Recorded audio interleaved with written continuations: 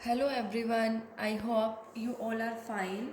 आज हम 11th accountancy के अंदर हमारा नेक्स्ट टॉपिक करेंगे जो कि है बेसिस ऑफ अकाउंटिंग।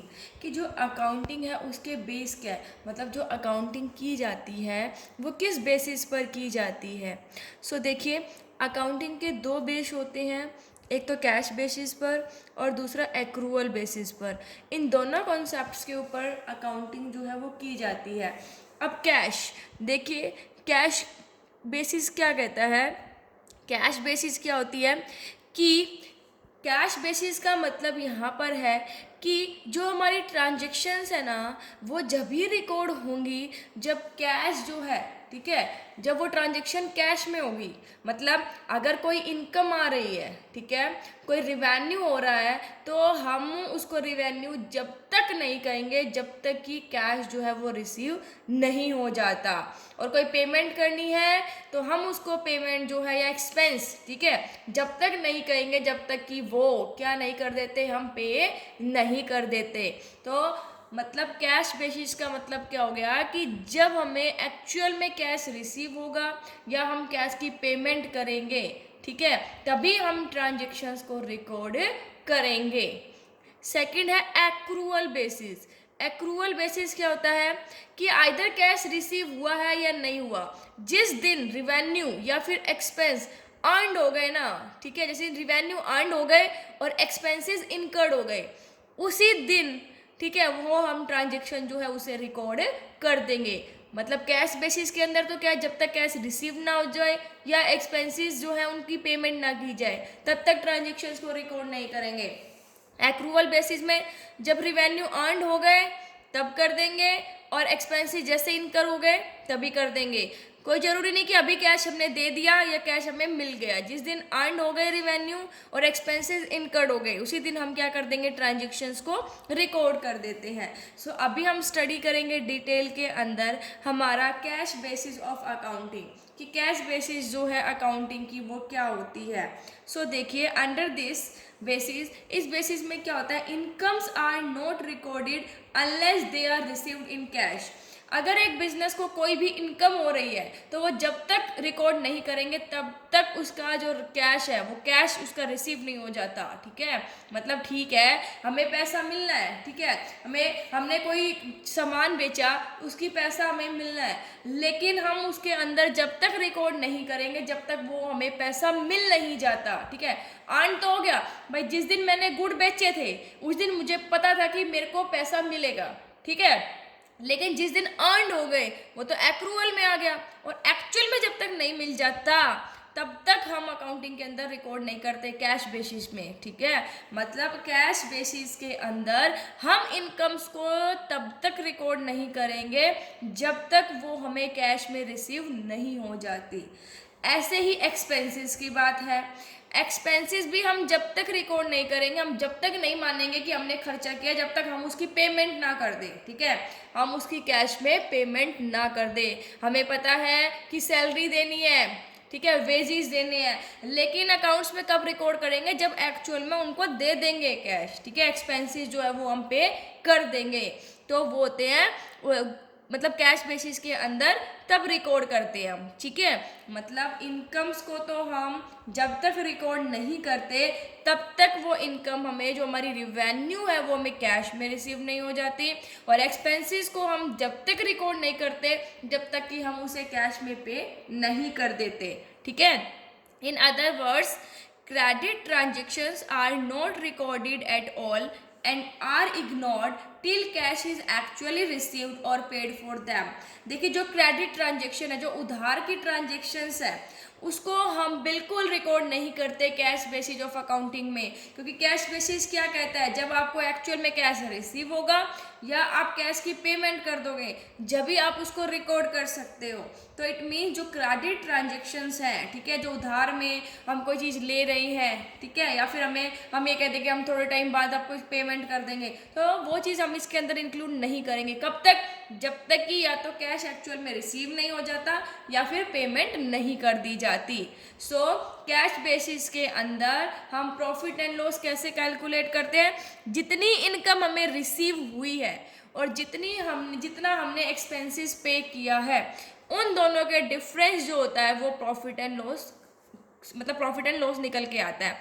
मान लीजिए टोटल इनकम हमें रिसीव हुई 50,000 की, एक्सपेंसेस हमने किए 30,000, तो कैश बेसिस से हम प्रॉफिट एंड लॉस कैसे कैलकुलेट करेंगे? भाई टोटल इनकम कितनी रिसीव हुई 50,000, उसमें से टोटल एक्सपेंसेस को माइनस कर देंगे 30,000, सो प्रॉफिट हो कितना हो गया हमें 20,000 का, ठीक है। और इनकम अगर हमें कम रिसीव हुई है, मान लीजिए 30,000 हमें इनकम रिसीव हुई है, एक्सपेंसेस हमने 50,000 के कर दिए, इट मीन जो 20,000 है वो हमें क्या हुआ है, लॉस हुआ है। तो ऐसे हम क्या करते हैं, कैश बेसिस ऑफ अकाउंटिंग के अंदर प्रॉफिट और लॉस को कैलकुलेट करते हैं। So cash basis of accounting क्या हो गया कि इसके अंदर हम इनकम्स को जब तक रिकॉर्ड नहीं करते जब तक कि वो एक्चुअल में कैश में रिसीव नहीं हो जाती, और एक्सपेंसेस को भी जब तक पे नहीं करते जब तक रिकॉर्ड नहीं करते जब तक कि वो कैश में पे ना कर दिए जाए, और क्रेडिट ट्रांजेक्शन्स को इसके अंदर रिकॉर्ड नहीं किया जाता, और जब तक इग्नोर किया जाता है जब तक कि कैश जो है वो एक्चुअल में रिसीव ना हो जाए या उसकी पेमेंट ना कर दी जाए। अब पढ़ेंगे हम advantages of cash basis of accounting, कि जो हमें कैश बेसिस कर रहे हैं अकाउंटिंग का, इसके फायदे क्या है। ये कहते हैं this basis is simple and realistic. ये जो है ये बेसिस क्या है, देखिए सिंपल है, बिल्कुल साधारण है और रियलिस्टिक है, विश्वास कर सकते हैं। क्यों? क्योंकि कैश रिसीव होगा तो ही ट्रांजेक्शन्स रिकॉर्ड होंगी, कैश पेमेंट करेंगे तो ही होगी, ठीक है। यूँ नहीं कि हम बाद में कर देंगे, या कोई भी क्रेडिट ट्रांजेक्शन्स है उसको ये इनको इन्वॉल्व करता नहीं है, इसलिए ये मेथड जो है वो बहुत सिंपल और रियलिस्टिक होता है। नेक्स्ट है it does not require the use of estimates and personal judgments. इसके अंदर हमें कोई भी एस्टिमेट लगाने की जरूरत नहीं पड़ती, कोई भी पर्सनल जजमेंट करने की नीड नहीं पड़ती। कि कई बार हम लोग उधार में दे देते हैं तो हमें लगता है पता नहीं पैसा आएगा या नहीं आएगा, तो कुछ एस्टिमेट कुछ पर्सनल जजमेंट करने की जरूरत नहीं होती है क्योंकि सारी चीज़ें कैश में होती हैं, ठीक है।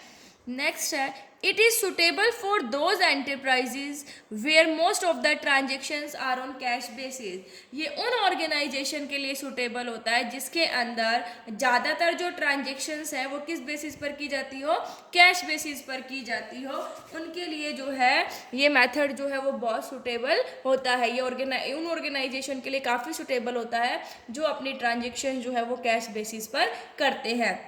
सो ये थे advantages of cash basis of accounting.